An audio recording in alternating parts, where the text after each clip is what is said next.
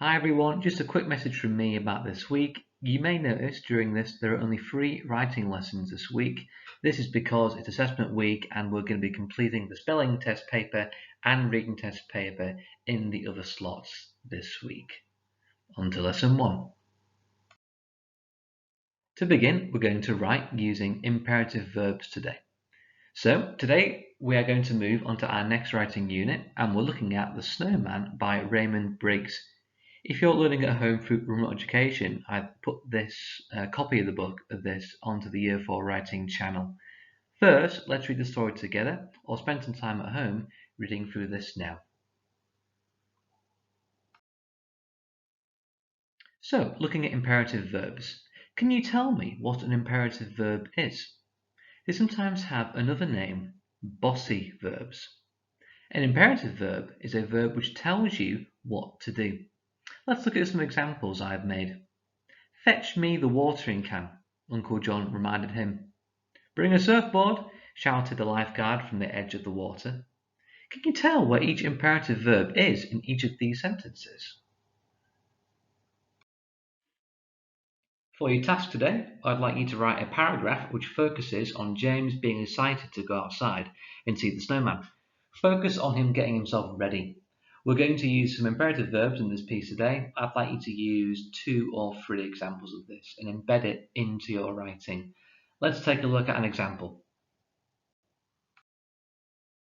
Okay, here's my example paragraph. Once I've read it to you, have a little look and see if you can identify where and how I've used the imperative verbs. Before he knew it, it was morning. James awoke to a calm, gentle breeze outside his window. As he eagerly gazed outside, he could see it had snowed all through the night. This was it. He would finally be able to go outside and play all day. He quickly grabbed some old tatty pants that Mum wouldn't mind getting wet. He found a thick woolly jumper, some matching socks, and raced down the stairs as fast as his legs could carry him. Don't forget to put on your wellies, Grandma reminded him. He ran to the kitchen, careful not to slide on the slippery surface. In a flash, he jumped into his wellies.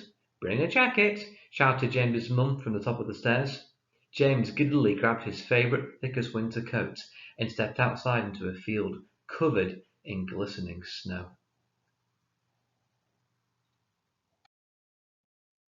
As we can see from the example paragraph, using imperative verbs can work really well when using direct speech, as they are commands.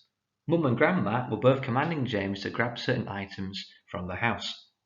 It's now time to write your paragraph. Best of luck. Remember to be descriptive, spell words correctly, and most importantly, use 2 or 3 imperative bossy verbs in your writing. Remember, using direct speech will really help because they are also commands. Have fun. Alright, so for lesson 2, we are learning to describe using an adverb of manner.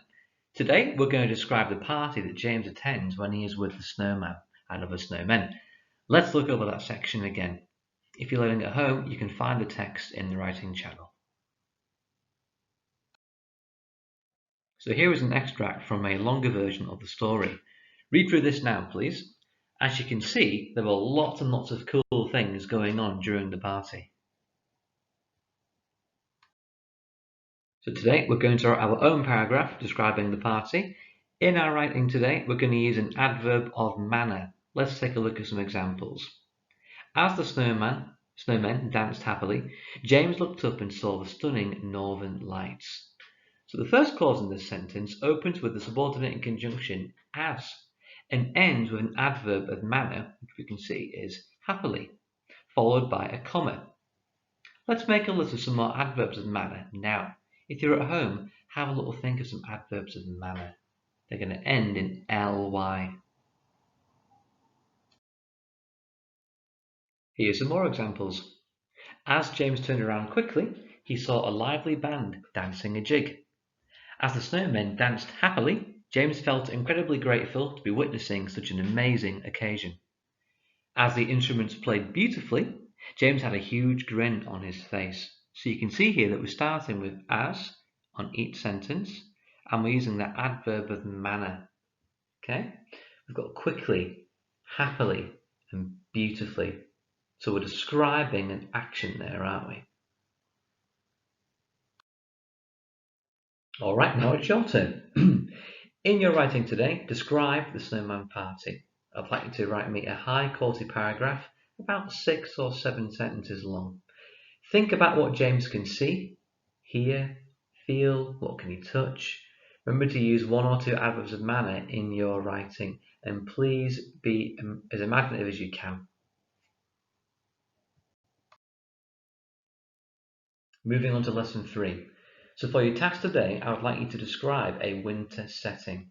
I would like you to make your writing as descriptive as possible and use all the things you've learned so far in year 4. The winter settings are going to be displayed on the next page, just to give you some ideas.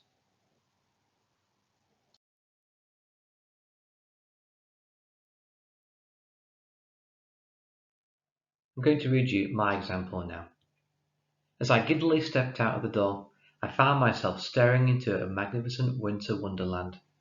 Suddenly, the cold air stung my cheeks and they began to turn as red as a rose. As I looked around, I noticed a thick, white blanket of snow all around me, glistening in the morning sunlight. It had covered the entire area. I was surprised by how quiet everything seemed. The only sound I could hear were my muffled footsteps as they crunched in the soft snow. The pine trees gave off a relaxing scent, making the air feel fresh and clean. I felt so peaceful to be walking in such a magical place. The river, which was about half a mile away, was a mirror as it reflected the beautiful blue sky above. I noticed wispy clouds that drifted along in the gentle breeze. With a sudden turn of my head, I caught a glimpse of the rabbit darting across the field in front of me. I wondered if he was returning to his burrow to keep warm. I hope he wasn't too cold. I'm going to read you my example now. As I giddily stepped out of the door, I found myself staring into a magnificent winter wonderland. Suddenly, the cold air stung my cheeks and they began to turn as red as a rose. As I looked around, I noticed a thick, white blanket of snow all around me, glistening in the morning sunlight. It had covered the entire area. I was surprised by how quiet everything seemed. The only sound I could hear were my muffled footsteps as they crunched in the soft snow. The pine trees gave off a relaxing scent, making the air feel fresh and clean. I felt so peaceful to be walking in such a magical place. The river, which was about half a mile away, was a mirror as it reflected the beautiful blue sky above. I noticed wispy clouds that drifted along in the gentle breeze. With a sudden turn of my head, I caught a glimpse of the rabbit darting across the field in front of me. I wondered if he was returning to his burrow to keep warm. I hope he wasn't too cold.